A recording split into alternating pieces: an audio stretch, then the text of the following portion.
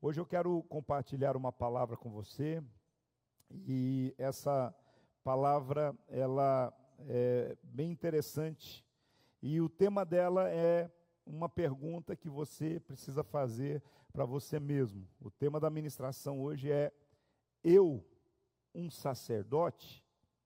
Fala aí, leia o tema da ministração e fale alto, por favor.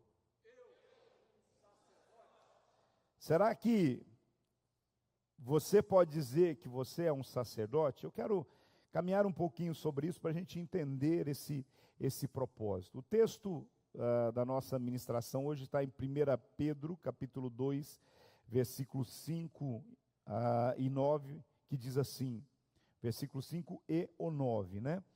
Também vós mesmos, como pedras que vivem, ou pedras vivas, sois edificados casa espiritual para serdes sacerdócio santo, a fim de oferecerdes sacrifícios espirituais agradáveis a Deus por intermédio de Jesus Cristo.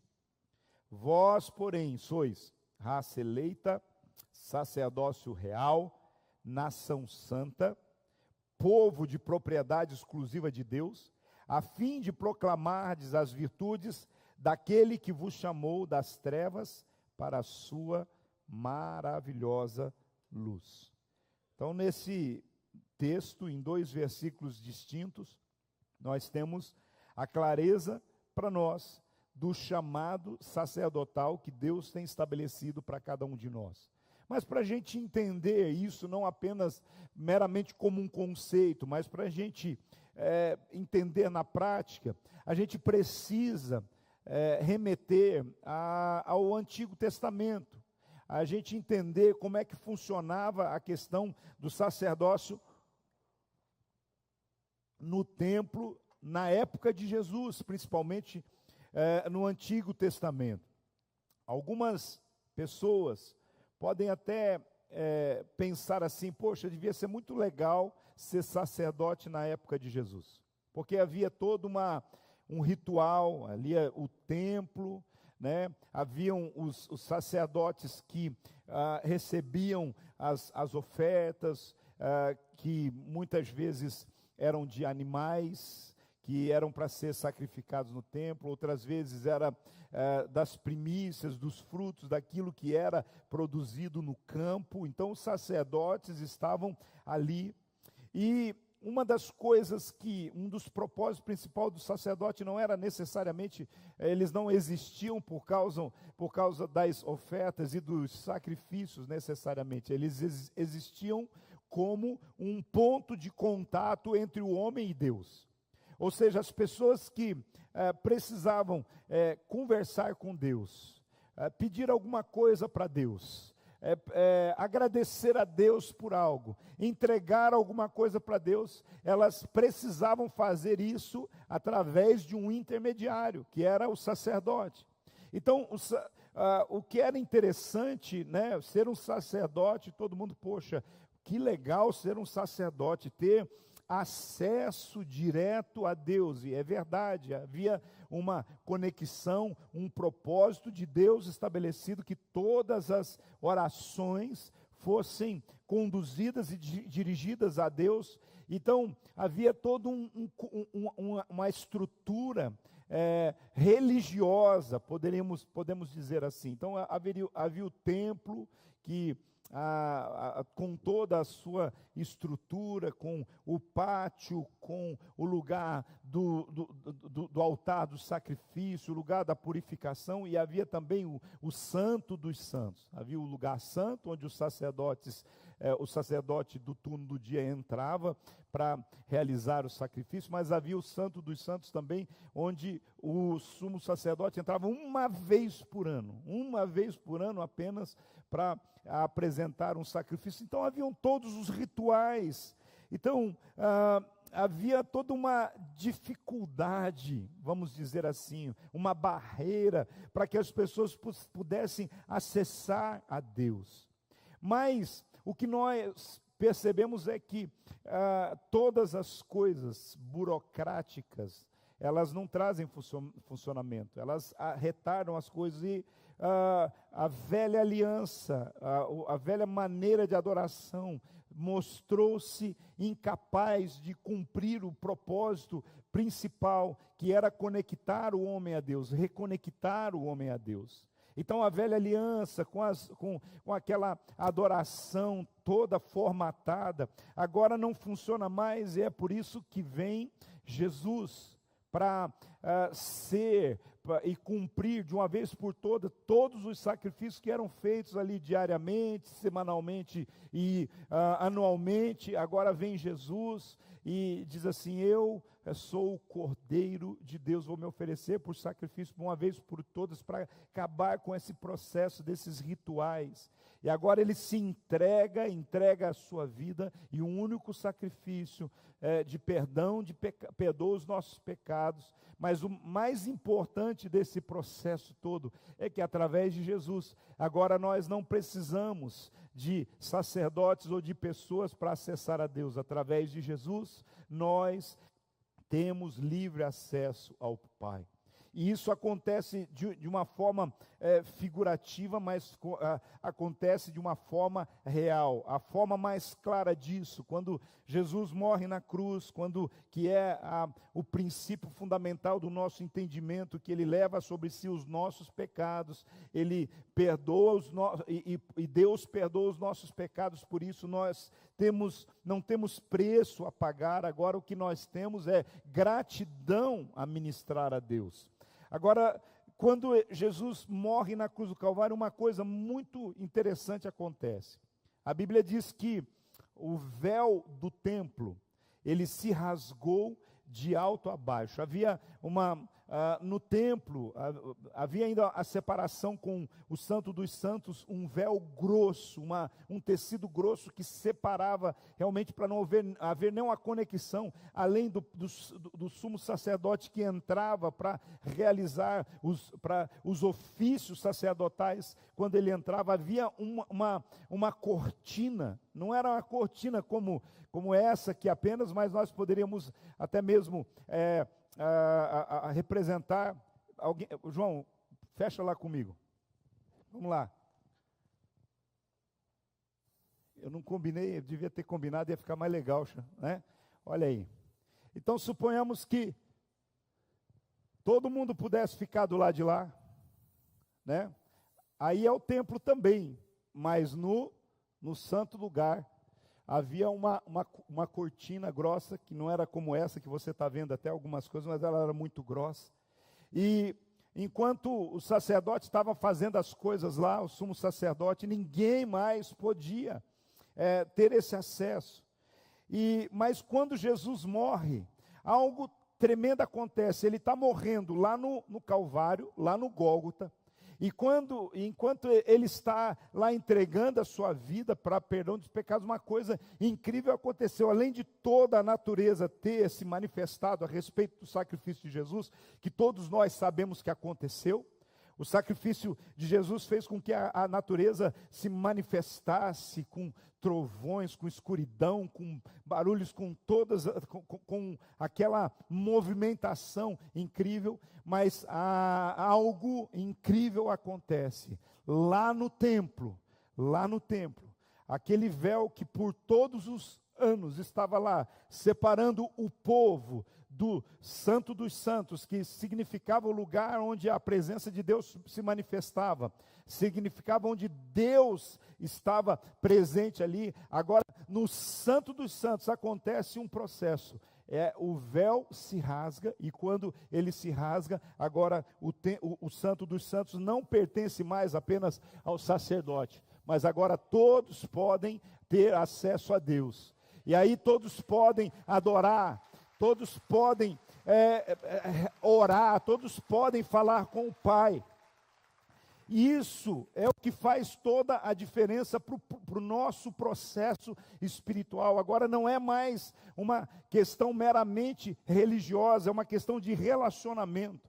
O grande problema que as pessoas têm com relação a, sejam crentes, sejam evangélicos, sejam católicos, sejam de qualquer corrente que é cristã. O grande problema que as pessoas têm é que elas confundem religião com relacionamento. Até Jesus, até a morte e ressurreição de Jesus, nós tínhamos religião. Nós tínhamos uma estrutura religiosa baseada em sacrifícios, baseada em que homens podiam coordenar, manipular, e Jesus morreu, Jesus foi morto pela religião. Quem matou Jesus, quem tomou todas as ações, foram os religiosos. Foi por causa daquilo que Jesus veio, por causa da mensagem que ele carregava, os religiosos perceberam que Jesus estava puxando o tapete deles, e realmente a morte e ressurreição de Jesus trouxe essa mudança. Agora não é uma pessoa que vai a Deus e fala alguma coisa com Deus, agora todos nós temos acesso. Todos nós, hoje aí você diz assim, mas e o que um pastor, um apóstolo, um bispo, um profeta, um líder espiritual, então então não tem necessidade de líderes espirituais. Os líderes espirituais hoje nós somos apenas os facilitadores dessa conexão. O nosso propósito é facilitar a sua conexão, não é que você, através de nós, faça uma conexão com os céus. Estão comigo? Então, os líderes espirituais, os pastores, os bispos, os apóstolos, ou seja lá como que a gente vai chamar, profetas que ministram, líderes de célula, gente que está, discipuladores, nós não temos um poder diferente de, nós conseguimos o que você não consegue com Deus. Não, absolutamente. O que eu consigo na minha oração, você consegue também. O que a gente precisa entender é que nós somos facilitadores, por sermos consagrados a Deus por um propósito. Nós estamos aqui para levar você a entender que você pode acessar os céus com as suas orações, você pode acessar os céus com a sua adoração, você pode acessar os céus com o seu relacionamento, porque agora não é religião, agora é relacionamento. Jesus não te chama para praticar uma religião, Jesus te chama para ter um relacionamento com Ele, é andar com Ele. Tanto é que você vai perceber que Jesus, enquanto esteve na terra, Ele teve sim os seus momentos em que Ele pregava os seus sermões, como o Sermão do Monte, que traz tanta instrução incrível, extraordinária e maravilhosa para nós. Mas você vai perceber que Jesus, Ele desenvolveu com os discípulos um relacionamento. Ele teve um relacionamento mais perto com os 12, ainda mais profundo com 3 dos 12 apóstolos que caminhavam com ele. Mas ele chamava as pessoas para o relacionamento. E é isso que nós precisamos entender. Nós não podemos ficar amarrados e presos pela religiosidade. Nós não fomos chamados para sermos crentes apenas no templo. Nós fomos chamados para sermos sacerdotes em todo lugar aonde nós estamos. Agora, o que Deus faz digamos o seguinte, é trazer sobre nós todos, não é apenas um sacerdote, mas a responsabilidade do sacerdócio sobre todos os cristãos. É por isso que o texto bíblico diz: vós mesmos, como pedras que vivem, sois edificados, casa espiritual, para serdes sacerdócio santo. O grande problema é que as pessoas, elas separam essa parte do sacerdote e do santo. Todo mundo quer ser sacerdote, ter acesso direto a Deus, que massa. Pedir o que eu quiser para Deus, conversar com Deus a hora que eu quiser, acessar. Ok, mas a palavra diz que nós somos chamados para sermos um sacerdócio santo. O que a gente precisa entender é que os sacerdotes, eles, para entrar e oficiar e cumprir o seu propósito, eles precisavam estar consagrados a Deus, em santidade a Deus, com as suas vestes limpas. Eles tinham alguns pré-requisitos para cumprir, e agora todos nós temos essa mesma responsabilidade, porque Deus não mudou. O que era exigido para os sacerdotes lá de ofício da religião é exigido para os sacerdotes do relacionamento. E é por isso que a gente também entende: somos raça eleita, sacerdócio real, nação santa, povo de propriedade exclusiva de Deus, a fim de proclamar as virtudes daquele que vos chamou das trevas para a sua maravilhosa luz. A responsabilidade aumentou. A responsabilidade aumentou. Enquanto talvez esperava a santidade apenas de uma pessoa, agora todos aqueles que são sacerdotes, e deixa eu dizer uma coisa para você, quando recebe Jesus, você não tem escolha. Eu decido caminhar com Jesus, eu me torno um discípulo de Jesus, não tem escolha, é ou não é sacerdote, você é um sacerdote, agora você vai escolher que tipo de sacerdote que é, se vai ser um sacerdote meia boca, se vai ser um sacerdote que Deus realmente pode usar, se é um sacerdote que tem acesso ao trono da graça, porque essa é uma questão muito séria para a gente pensar nesse propósito, por que pessoas parecem ter uma conexão e uma intimidade maior com Deus do que outras. Diz respeito à forma como elas se comportam diante de Deus nesse nível de relacionamento. Então, se você fosse um sacerdote no Antigo Testamento, talvez não seria tão simples e divertido como se pode pensar, não é? Havia alguns requisitos no Antigo Testamento para ser um sacerdote. Primeiro, precisava ser homem. Já excluiria a mulherada toda. Aí, ó, a apóstola já não gostou, né? Não tinha mulher no processo. Então, alguma mudança já aconteceu, Jesus vem e muda isso, né? Essa talvez seja uma das razões muito importantes nesse processo, porque em Jesus não há distinção entre homem e mulher, entre judeu e grego, entre gentil, entre raças, etnias. Em Jesus não há nenhuma distinção, então é importante a gente entender isso. A segunda coisa, o sacerdote ele precisava vir de uma linhagem, ele precisava vir de uma descendência, ele tinha que necessariamente ser descendente de Arão, lá no deserto, com o irmão de Moisés, que foi escolhido para esse propósito. Então agora havia uma geração, então precisava ser da linhagem, ter alguma conexão.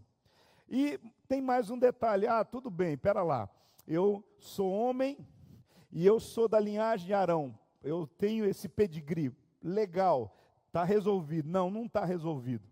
É interessante a gente perceber o seguinte, que o sacerdote também, se tivesse algum problema físico, ou seja, ele não podia ser PCD, só para vocês entenderem assim.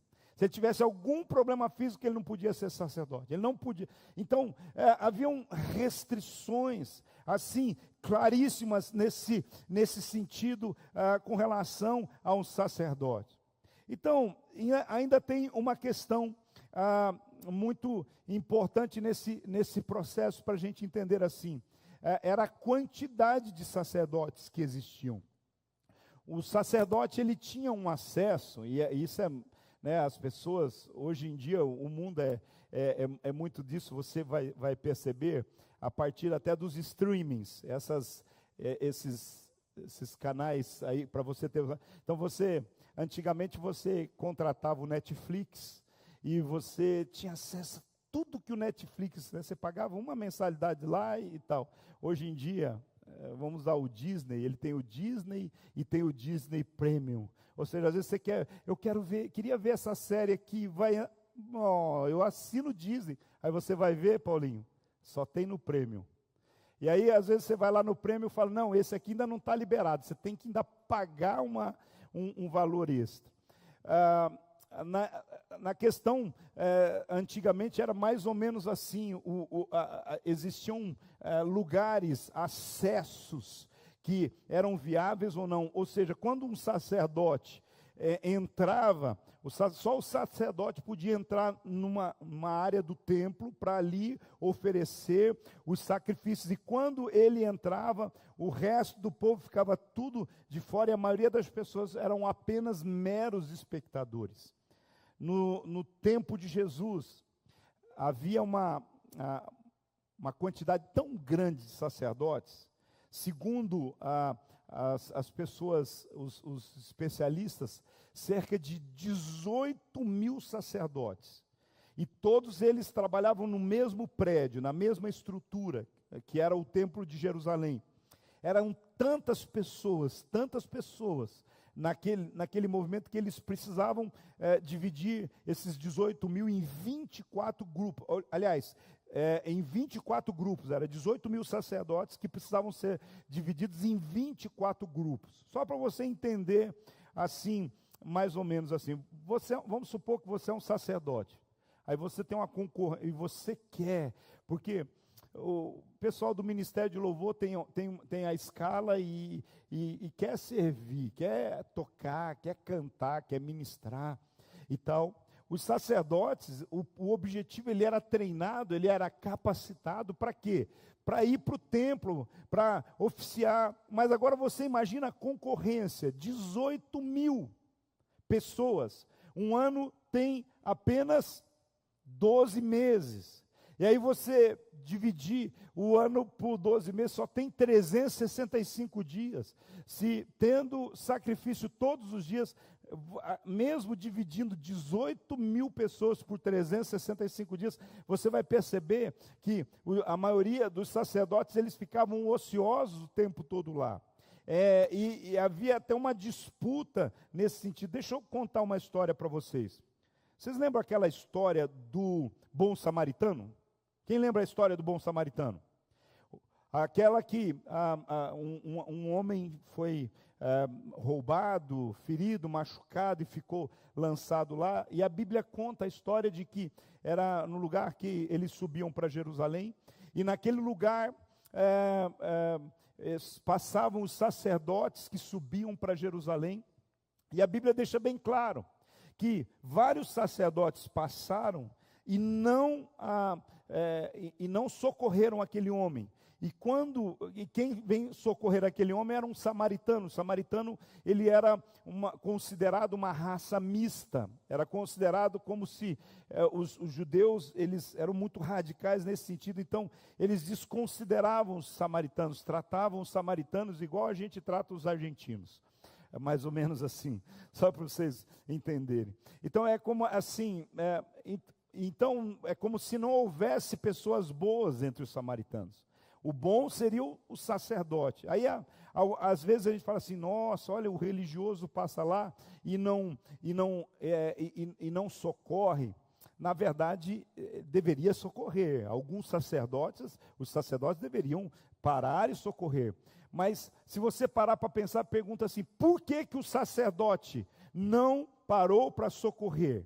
E o samaritano, que nem considerado crente era, parou para socorrer? Talvez você nunca fez essa pergunta.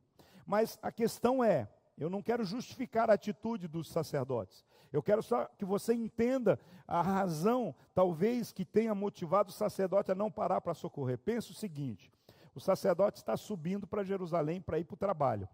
De branco, vestido e tal, pronto, consagrou, passou a semana inteira jejuando, orando, se consagrando, evitando todo tipo de questão para pecar, e ele está indo para Jerusalém para trabalhar.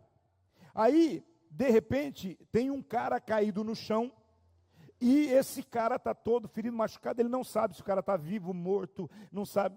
E os sacerdotes tinham uma questão. Quando eles iam para o trabalho, se eles tocassem qualquer coisa morta, eles tinham que ficar 7 dias, pelo menos 7 dias, ali se purificando. Então não podiam oficiar, não podiam ir para o templo, não podiam.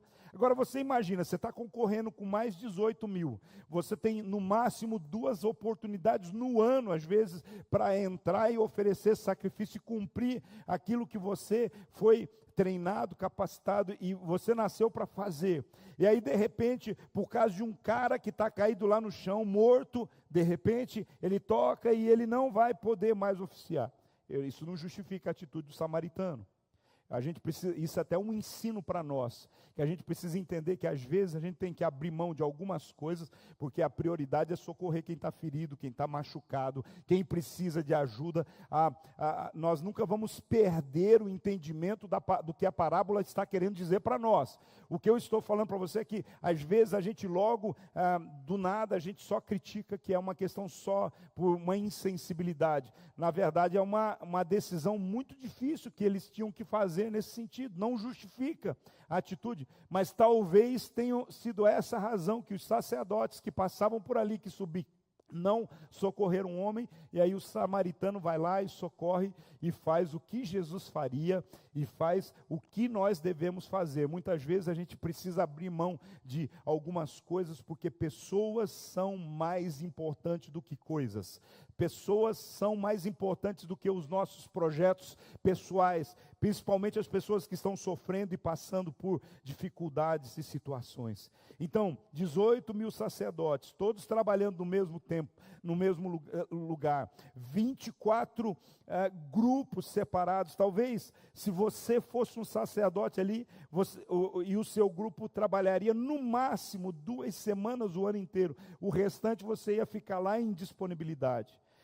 Mas aí os sacerdotes tinham uma movimentação ao redor do templo, ofereciam alguns sacrifícios, aconselhavam pessoas, conversavam com pessoas, oravam por pessoas, estavam ali de alguma forma, e a Bíblia diz que pela manhã e ao final da tarde, um deles entravam no Santo dos Santos, na parte interior do templo, e ali eles ofereciam incenso a Deus. Então, queridos, por incrível que pareça, eu vou dizer para você, dos 18 mil que serviam, alguns deles talvez nunca na vida ia ter chance de estar no altar pelo menos uma vez na vida. Que vida difícil, né? Que vida complicada. Imagina a frustração de alguém falar assim: eu treinei, eu me preparei, eu me consagrei. Aí quando chega no dia dele, ele fica doente. Quando vem na escala dele, fica doente, outro vai no lugar dele, e não tinha, e o rolo compressor ia passando, e a coisa ia acontecendo. Alguns talvez nunca mais voltassem. Por que eu estou explicando isso tudo para você? Porque a palavra do Senhor agora nos diz para nós que vem Jesus e muda essa história, de que agora nós não vai ser 2 vezes por ano que a gente talvez tenha uma oportunidade. Agora nós não temos uma concorrência de 18 mil pessoas. Agora nós todos somos o que a palavra diz, como pedras que vivem, edificados casa espiritual, para ser um sacerdócio santo, a fim de oferecer sacrifícios. Agora não são mais cabritos, carneiros, bois, rolinhas. Agora não são mais sacrifícios nesse sentido. Agora são sacrifícios espirituais, agradável a Deus. Quando você entra diante de Deus em oração, quando você liga uma música e começa a cantar, adorar a Deus, quando você se propõe a entrar num tempo de oração na madrugada, quando você senta com alguém para falar do amor de Deus, para abençoar a vida dela, você está oferecendo sacrifício vivo, sacrifício espiritual, sacrifício que agrada a Deus, porque por intermédio de Jesus Cristo agora nós temos livre acesso. Não tem mais não tem nada que separe a gente do Santo dos Santos, não tem mais uma cortina, não tem mais nenhuma barreira, e é por isso que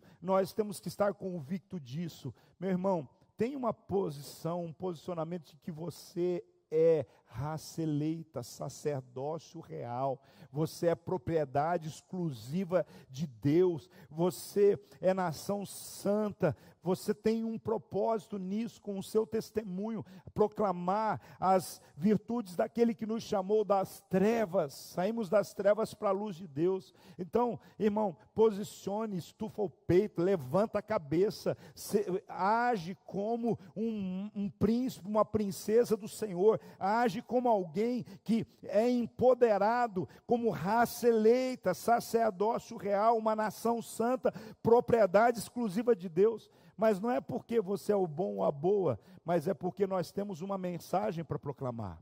Nós temos algo para mostrar às pessoas que são as virtudes do nosso Salvador, que é aquilo que Jesus fez por nós e que quer e pode fazer também sobre a vida das pessoas. Sim, é isso. Nós somos os sacerdotes e nós somos o templo e nós somos o altar. Entendeu? Isso aqui que nós estamos aqui é apenas um lugar, um ambiente de reunião.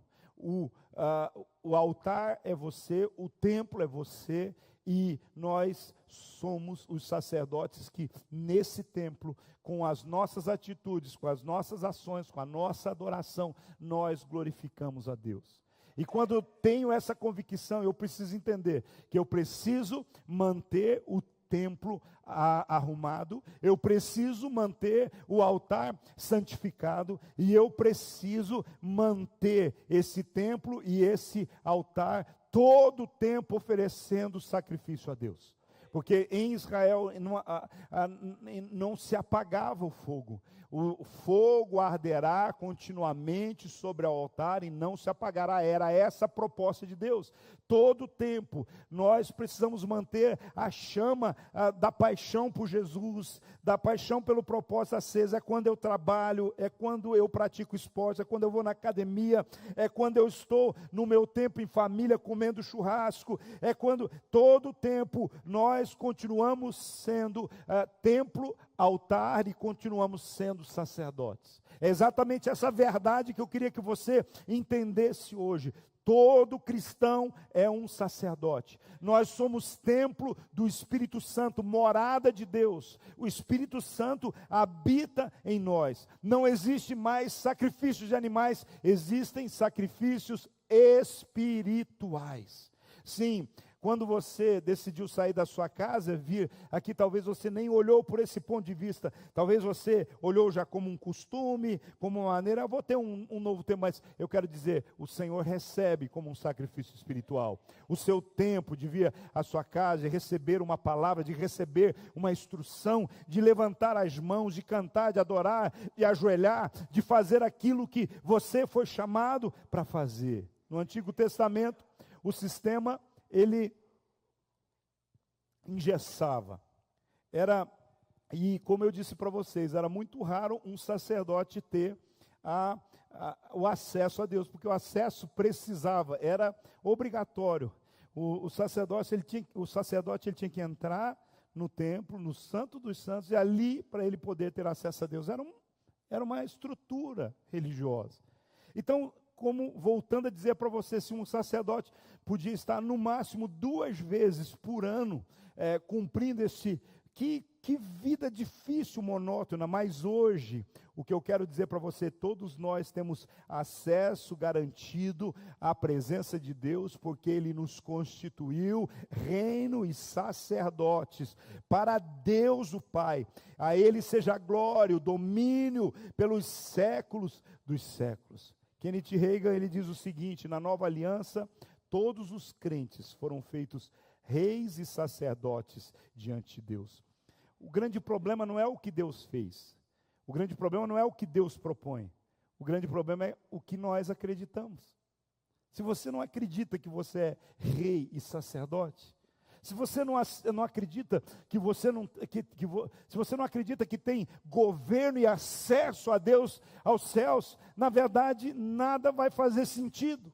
Nós precisamos acreditar, nós precisamos entrar sempre nessa convicção. Nós não podemos aceitar simplesmente qualquer coisa. Nós somos realeza. Olha para o irmão que está ao seu lado aí e diz assim: você é realeza, você é realeza, você é realeza. Agora olha para a pessoa que está ao seu lado e fala assim: você é sacerdote. Você é sacerdote nesse propósito que Deus tem colocado diante de nós. Então, queridos, o que nós podemos entender claramente em outras palavras, todo cristão tem acesso direto a Deus. Não é mais necessário ir através de um sacerdote para ter acesso a Deus. Nem é preciso de um sistema sacrificial. Não é preciso de um mediador, nem mediadora. Sabe, não é necessário, nem mesmo uma pessoa que opera em um dom espiritual. Eu preciso de um profeta na minha vida aqui para conectar a Deus. Não, você não precisa de profeta, você não precisa de pastor, você não precisa de apóstolo, você não precisa de ninguém para conectar a Deus. Você vai precisar de um profeta para dar direção à sua vida em algumas coisas que Deus quer falar. Você vai precisar de um pastor para pastorear a sua vida. Quando você está com precisa de aconselhamento, quando você precisa de uma oração, quando você precisa de um fortalecimento, quando você precisa de um direcionamento, de um conselho, sim, você vai precisar de um pastor. Você vai precisar de um apóstolo para te impulsionar nos processos, mas para falar com Deus, para resolver as suas coisas com Deus, para receber, para tanto entregar como para receber alguma coisa de Deus, tudo que você precisa é entrar diante dele, porque você é o templo, você é o altar e você é o sacerdote. Sim, você não precisa de nenhuma pessoa que opera qualquer dom espiritual para ter acesso a Deus ou ter conexão ao conselho dos céus. Nós precisamos uns dos outros, porque com um dos outros nós nos edificamos uns aos outros. E isso é que é importante. Então, quando você ora, você não ora assim, querido Pai, em nome de Jesus e do apóstolo Elian, eu quero agora que o Senhor me responda. Se eu ouvir isso, eu vou repreender você. Você não precisa de falar só em nome de Jesus mesmo. Você chega em nome do Senhor Jesus, é a chave, é a senha que você tem para abrir aos céus. Você não ora em nome de homens, mas você ora em nome de Jesus. E o que são os ministros de Deus? Os ministros do Evangelho não são mediadores entre você e Deus. Nós somos servos de Deus aqui na terra. E nós somos seus servos, estamos para servir você também debaixo desse propósito. Nós estamos aqui, o nosso papel é, como eu disse aqui a vocês, o nosso papel é sermos facilitadores do caminho, é mostrar o caminho, apontar o caminho, é dizer, olha, você está pegando para um lugar errado. Os ministros de Deus seria hoje como um GPS. Quem é que sobrevive, quem dirige de carro e viaja por aí, quem é que sobrevive sem um GPS hoje? Quem é? A gente, até na cidade, alguns lugares que a gente vai, você já põe no Waze, põe lá no Google Maps. Então, os líderes, eles são como um GPS, para dizer para você, você está indo no lugar, no destino errado, na direção errada. Então, é importante a gente entender que o nosso propósito é direcionar você até Jesus, até o céu. Sim, porque Ele é o sumo sacerdote. É Ele que está diante do Pai. Nós temos sim uma responsabilidade como ministro de cuidar de você e apresentar Jesus a você, mas quem é o Salvador, quem é o mediador, quem é aquele que nos conecta a Deus é exatamente Jesus. Agora, o que significa o sacerdócio dos crentes? Que todos nós temos o privilégio e o acesso às bênçãos de Deus. E todos nós temos a obrigação e a responsabilidade de compartilhar essas bênçãos e esse acesso que nós recebemos com outras pessoas. Sim, no Velho Testamento os sacerdotes representavam apenas as pessoas diante de Deus. E representavam Deus para as pessoas. Então as pessoas olhavam para o sacerdote, ele dizia, ele me representa diante de Deus e ele representa Deus diante de mim. Agora, o que eu quero que você entenda é aqui que é uma chave bem legal, interessante. O que o sacerdote fazia? Qual era a diferença? Por que era tão importante? Todas as vezes que um sacerdote, ele estava na escala, ele era sorteado para ir diante do Senhor, adorar o Senhor, uma das coisas que ele fazia era levar o incenso ao Senhor. Ele levava incenso, que era algo maravilhosamente cheiroso. Ele levava em suas mãos, enquanto ele orava pelo povo, ele estava fazendo um ritual de apresentando algo cheiroso, algo incrível, maravilhoso diante do próprio Deus. Ele estava ali representando as pessoas diante de Deus, orando e ministrando. E é interessante o seguinte, que enquanto o sacerdote ele ficava ali orando e ministrando e o incenso ali enchendo todo o ambiente, aquele incenso impregnava as suas vestes, aquele incenso impregnava o seu cabelo, aquele incenso impregnava a sua vida. Presta atenção nesse detalhe. Quando ele lá estava orando, as suas roupas ficavam tomadas pelo aroma do incenso. E toda a parte do seu corpo, porque os sacerdotes eles eram barbudos, você imagine, todo o seu corpo, barba, eles usavam um turbante, tudo ficava impregnado pelo perfume. E aí quando eles saíam daquele lugar, quando eles estavam no meio das pessoas, o que as pessoas sentiam? O cheiro, o perfume do lugar santo, aquele cheiro agradável, todos sentiam o cheiro desse perfume. Nós somos sacerdotes, nós temos acesso à presença de Deus. Quando nós estamos oficiando ao Senhor, nós precisamos estar cheirosos tanto literal como espiritualmente, ok? É muito bom quando alguém chega e entra na igreja, você já sente que está cheiroso. É muito bom quando você chega e o ambiente está... Mas o que eu quero dizer para você é que esse significado do cheiro, do perfume, do altar, do lugar, da presença de Jesus, representa que aonde a gente chega, a gente exala o bom perfume de Cristo. A gente manifesta aquilo que Jesus é na nossa vida. 2 Coríntios 2, 14 e 15 diz: graças, porém, a Deus que em Cristo Jesus nos conduz em triunfo, por meio de nós manifesta em todo lugar a fragrância do seu conhecimento, porque nós somos para Deus o bom perfume de Cristo, tanto nos que são salvos, como nos que se perdem. Para e pensa, agora nós somos templo, nós somos altar e nós somos sacerdotes, ok? Então, se nós somos templo, altar e sacerdotes, agora o incenso é a nossa adoração, o nosso sacrifício, aquilo que nós fazemos diante de Deus, é isso que vai perfumar. E o lugar onde nós chegamos precisa perfumar a nossa conduta, a nossa presença, precisa trazer a presença de Cristo. E a Bíblia diz: tanto dos que são salvos, como dos que não são salvos ainda. As pessoas precisam perceber o bom perfume de Cristo em nós. Elas estão percebendo isso quando te encontram na escola? Estão percebendo isso quando te encontram no trabalho? Estão percebendo isso dentro de casa?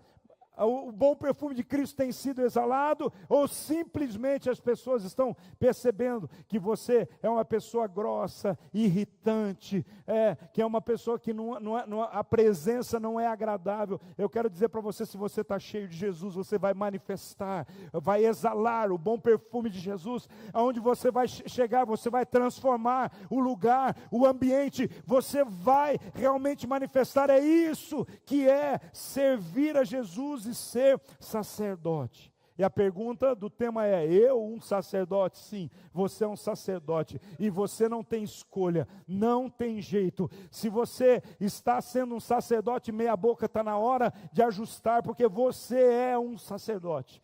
Nós fomos chamados nesse propósito. Tudo que nós precisamos fazer é ajustar a nossa conduta. Sim, que tremendo a gente entender o que esse texto diz para nós. Essa linguagem sacerdotal, exalamos a fragrância de Cristo, assim como os sacerdotes do Velho Testamento que saíam do altar e estavam no meio das pessoas, elas percebiam que ele tinha um perfume diferente. Por meio de Jesus, todos nós somos sacerdotes, nem precisamos mais ser de uma família específica, não importa de qual família que você veio, não importa até se você era órfão, se você não conheceu pai e mãe, nem sabe a sua linhagem, você foi adotado por Jesus, você faz parte de uma família, você tem agora essa herança que Ele tem colocado sobre a sua vida. Também, mulheres, não precisa mais ser homem para ser sacerdote.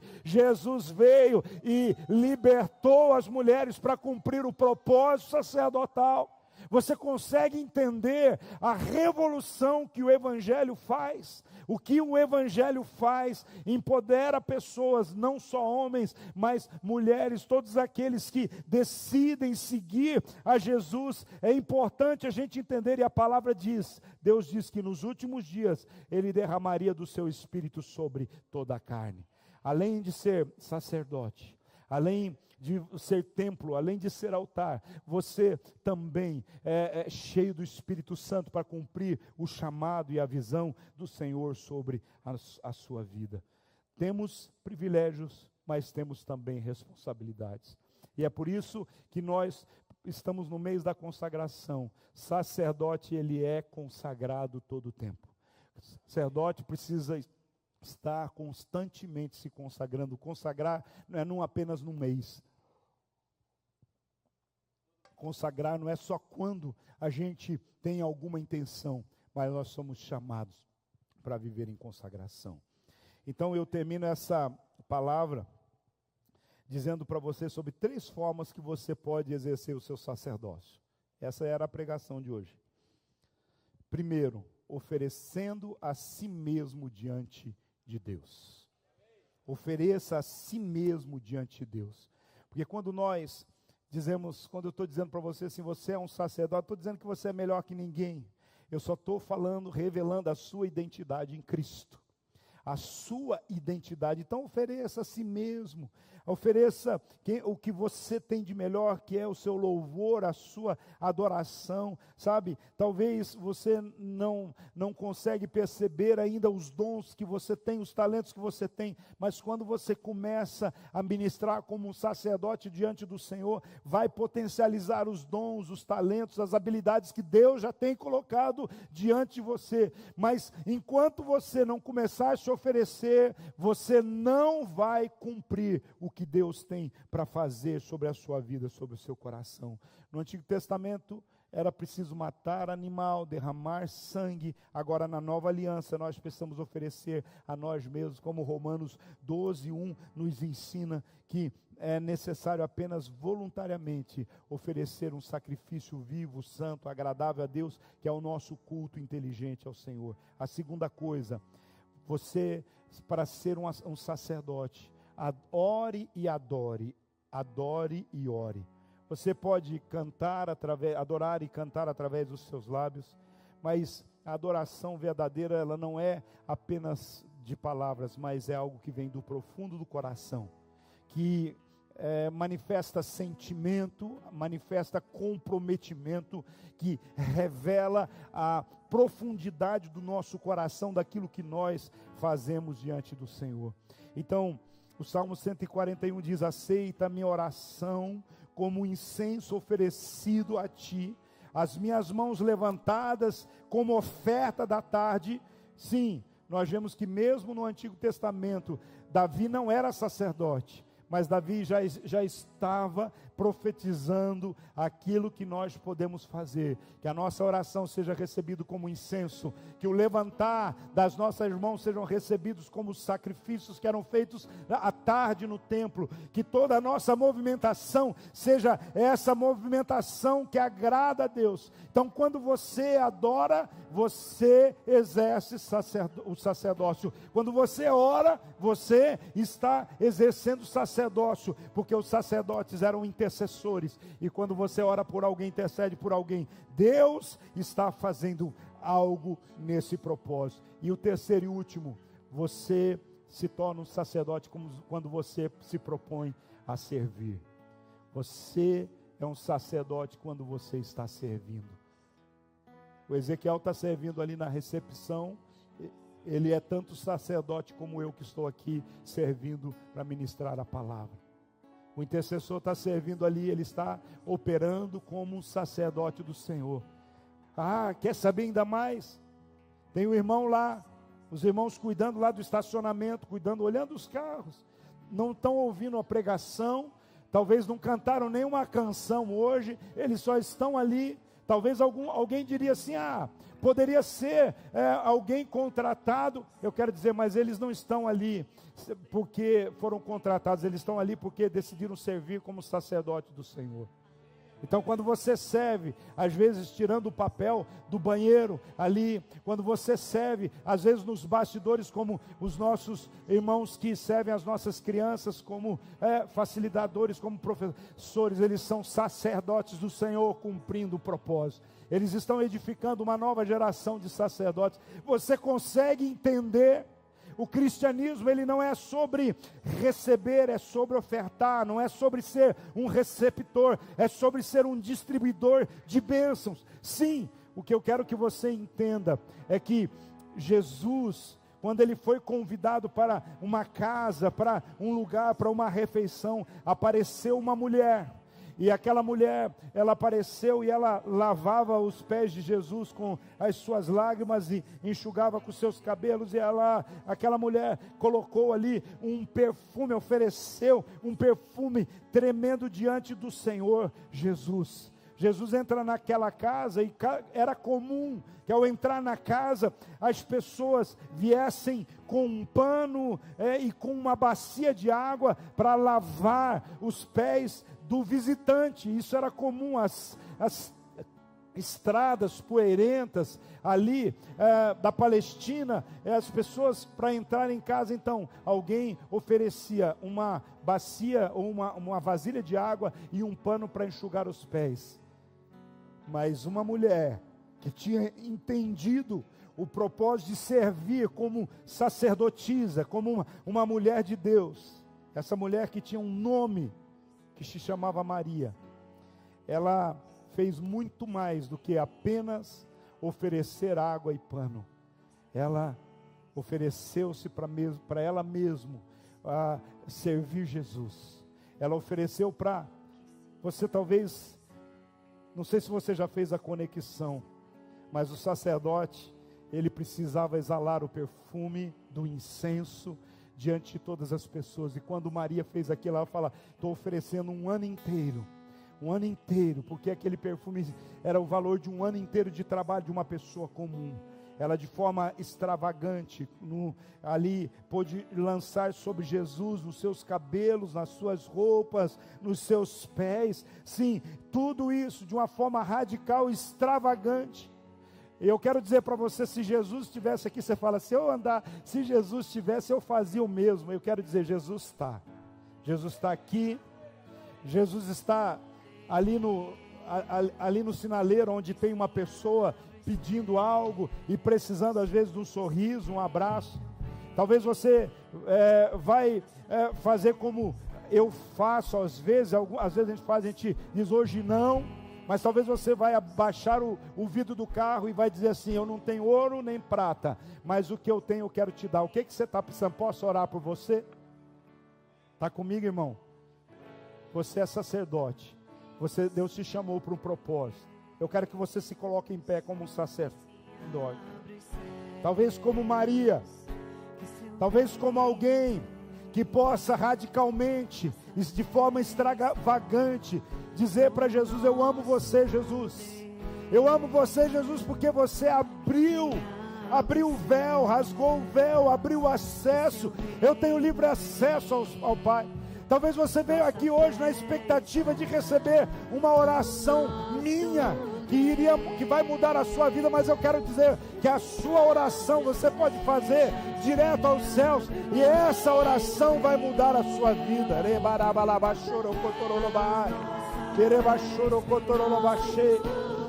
Sim, Jesus, nós estamos aqui hoje e queremos oferecer a nossa adoração.